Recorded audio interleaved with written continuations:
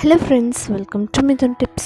இன்றைக்கி நம்ம ரொம்பவே சுவையான ஒரு குழம்பு ரெசிபி தாங்க பார்க்க போகிறோம். பாவக்காய் குழம்பு இந்த மாதிரி செஞ்சு கொடுத்தீங்கன்னா வீட்டில் பாவக்காய் பிடிக்காதவங்க கூட இதை விரும்பி சாப்பிடுவாங்க. அவ்வளோ டேஸ்டியாக இருக்கும். நம்ம இன்றைக்கி இந்த பாவக்காய் குழம்பு மல்லி, சீரகம், மிளகாய் இதெல்லாம் நல்லா வறுத்து அரைச்சி நம்ம செய்ய போகிறோம். ஸோ இந்த டேஸ்டியான குழம்பு எப்படி செய்யலான்னு பார்க்கலாமாங்க. இதுக்கு தேவையான பொருட்கள் என்னென்னு முதல்ல பார்த்துடலாம். மல்லி 4 டேபிள் ஸ்பூன் அளவுக்கு எடுத்திருக்கேன். சீரகம் 1 டேபிள் ஸ்பூன் அளவுக்கு. காஞ்ச மிளகாய் காரத்துக்கு தகுந்த மாதிரி எடுத்துக்கோங்க. நான் 10 எடுத்திருக்கேன். அதுக்கப்புறம் ஒரு 30 சின்ன வெங்காயம் எடுத்துக்கோங்க. கருவேப்பிலை 2 கொத்து அளவுக்கு எடுத்துக்கலாம். தக்காளி பெரிய சைஸ் தக்காளி 2 நல்லா பழுத்ததாக எடுத்திருக்கேன். ஒரு சின்ன லெமன் சைஸ் அளவுக்கு புளி ஊற வச்சுக்கோங்க. 1 கப் தேங்காய் துருவின தேங்காய் எடுத்துக்கோங்க. பாவக்காய் நான் நல்லா பெரிய சைஸ் பாவக்காய் இந்த மாதிரி சின்ன சின்ன பீஸஸாக கட் பண்ணியிருக்கிறேன். இப்போது நம்ம முதல்ல வறுத்து அரைச்சிக்கலாம். கொஞ்சமாக எண்ணெய் விட்டுக்கோங்க. எண்ணெயில் நம்ம முதல்ல மல்லி, சீரகம் எடுத்து வச்சுருந்தோம் இல்லையா, அது நல்லா வாசனை வர்ற அளவுக்கு வறுத்துக்கலாம். எண்ணெய் நல்லா சூடாகிறதுக்கு முன்னாடி போட்டிங்கன்னா இந்த மல்லி சீரகம் நல்லா பொரியாது. அதனால் நல்லா எண்ணெய் காஞ்சதுக்கப்புறம் சேர்த்திக்கோங்க. நல்லா லைட்டாக ஃப்ரை பண்ணதுக்கப்புறமே நம்ம இந்த காஞ்ச மிளகாயும் சேர்த்திக்கலாம். அதுக்கப்புறம் நம்ம இந்த கருவேப்பிலையும் சேர்த்திக்கலாம். இப்போது இது நாலும் நல்லா வாசனை வர்ற அளவுக்கு ஃப்ரை பண்ணி விட்டுக்கலாம். இந்த மிளகாய் கருகிடக்கூடாது. அதே சமயம் அந்த கருவேப்பிலையும் நல்லா மொறுமொறுன்னு ஆயிடணும். அந்தளவுக்கு நல்லா ஃப்ரை பண்ணிக்கோங்க. அதுக்கப்புறமா ஒரு 1/2 டீஸ்பூன் அளவுக்கு மஞ்சள் தூள் சேர்த்துட்டு ஒரு தடவை நல்லா கிளறின உடனேவே நம்ம தேங்காய் 1 கப் எடுத்து வச்சுருந்தோம் இல்லையா, அதை சேர்த்துக்கலாம். தேங்காய் எவ்வளோ நேரம் ஃப்ரை பண்ணணுன்னு கேட்டிங்கன்னா, இதில் இருக்கக்கூடிய அந்த ஈரப்பதம் போகணும். அந்தளவுக்கு மட்டும் ஃப்ரை பண்ணால் போதும். ரொம்ப அது ரோஸ்ட் ஆகணும் அப்படிங்கிற அவசியம் கிடையாது. அதோட ஈரப்பதம் போனதும் நம்ம இதை அடுப்பில் இருந்து இறக்கிடலாம்.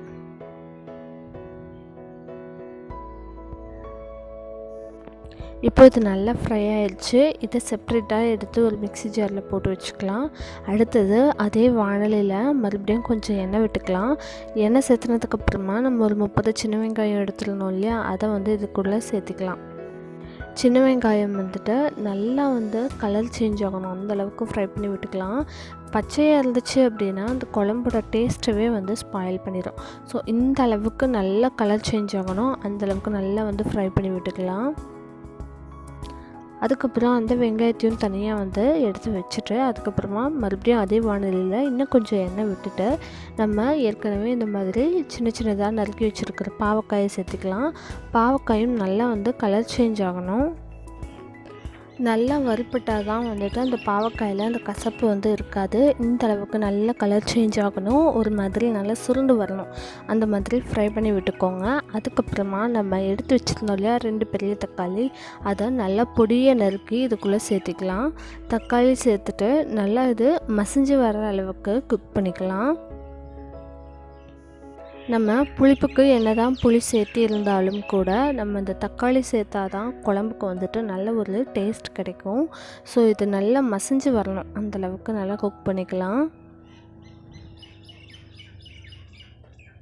ஸோ இப்போ பார்த்திங்கன்னா நல்லா குக்காக இருக்குது. எண்ணெயும் பிரிஞ்சு வந்திருக்கு. இந்த ஸ்டேஜில் நம்ம இதில் எடுத்து வச்சுருந்த புளியை கரைச்சி அந்த தண்ணி விட்டுக்கலாம். தண்ணி பார்த்திங்கன்னா ஒரு 3/4 கப் அளவுக்கு தண்ணி தான் இருக்கும். ஸோ அதை இது கூட சேர்த்துக்கலாம். சேர்த்து நல்லா கொதிக்க விடணும். நல்லா அந்த புளி தண்ணியோட அந்த பச்சை வாசனையே இருக்கக்கூடாது. அந்தளவுக்கு நல்லா அந்த பாவக்காய் கூட ஒரு 4-5 நிமிஷம் கொதிக்க விட்டுருங்க. அப்போ தான் நல்லா அந்த புளி பாவக்காயிலையும் பிடிக்கும். அதே சமயம் அந்த பச்சை வாசனையும் போகும்.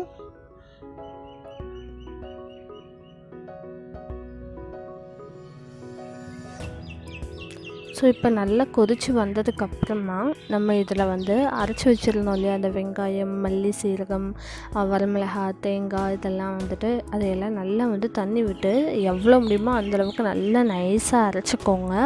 அரைச்சிட்டு அந்த விழுதை இந்த ஸ்டேஜில் நம்ம சேர்த்துக்கலாம். முக்கியமாக அந்த புளி தண்ணியோட அந்த ரா ஸ்மெல் போயிருக்கணும். அதுக்கப்புறமா தான் நம்ம அந்த அரைச்ச விழுதை சேர்க்கணும். நம்ம இந்த மல்லி சீரகம் அதெல்லாமே நல்லா இந்த வாசனை வர்ற அளவுக்கு நல்லா வந்து ஃப்ரை பண்ணியிருந்தோம் அப்படின்னாலே நம்மளுக்கு அதை அரைக்கும் போதே அவ்வளோ ஒரு நல்ல மனம் வந்து வீட்டுக்குள்ளே வரும். அவ்வளோ டேஸ்டியாகவும் இருக்கும், நல்ல ஒரு மனமும் கிடைக்கும். இப்போது இந்த அளவுக்கு நல்லா வந்து கொஞ்சம் திக்காகவேவும் அரைச்சிக்கலாம். அதே சமயம் நல்லா வந்து நைஸாக அரைச்சிக்கோங்க.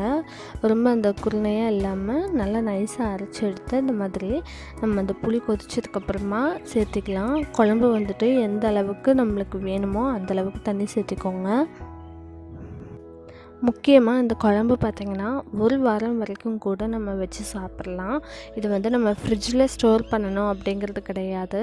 இப்போ நம்ம காலையில் குழம்பு செய்கிறோம் அப்படின்னா ஒரு ஈவினிங் டைமே வந்துட்டு நல்லா வந்து சூடுபடுத்திக்கோங்க. அடுப்பை லோ ஃப்ளேமில் வச்சுட்டு ஒரு 10 மினிட்ஸ் வந்து நல்லா வந்து கொதிக்க விடுங்க. அதுக்கப்புறமா கூட நம்ம அப்படியே ஆற வச்சு நம்ம வெளியவே வச்சுக்கலாம். அதே மாதிரி டெய்லியும் வந்து சூடுபடுத்தி வச்சாலே போதும். நம்ம ஃப்ரிட்ஜில் வைக்கணும் அப்படிங்கிற அவசியம் கிடையாது. அதுலேயும் நம்ம வந்துட்டு மண் சட்டியில் செஞ்சிருந்தோம் அப்படின்னா இதோட டேஸ்ட்டே வந்துட்டு ரொம்பவே நல்லாயிருக்கும். இப்போது இதுக்கு தேவையான அளவுக்கு தண்ணி சேர்த்தியாச்சு. இது கொஞ்சம் கொதிக்கவும் ஆரம்பிச்சிருச்சு.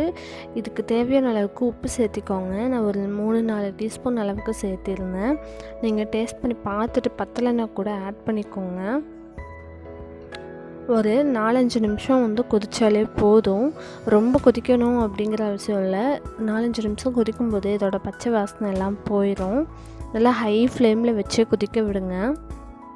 நல்லா இது கொதித்து வரும்போதே பார்த்திங்கன்னா வீட்டுக்குள்ளே வாசனை ரொம்பவே நல்லாயிருக்கும்.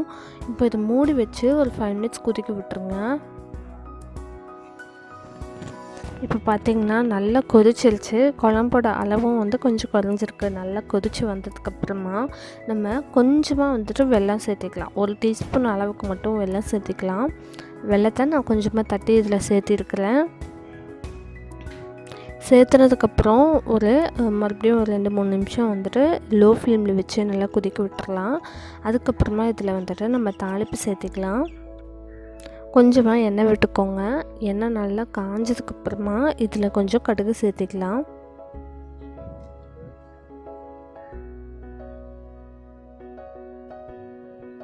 இப்போது நம்ம சேர்த்துன கடுகு வந்துட்டு நல்லா பொரிஞ்சு வரணும். 1 டீஸ்பூன் அளவுக்கு கடுகு சேர்த்திருக்கிறேன். இது நல்லா பொரிஞ்சதுக்கப்புறமா இதில் சின்ன வெங்காயம் சேர்த்திக்கலாம்.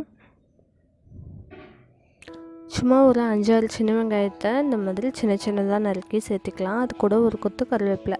இது எல்லாம் வந்து நல்லா ஃப்ரை ஆனதுக்கப்புறமா இதை நம்ம குழம்புல சேர்த்திக்கலாம். நல்லா கலர் சேஞ்ச் ஆகணும் வெங்காயம்.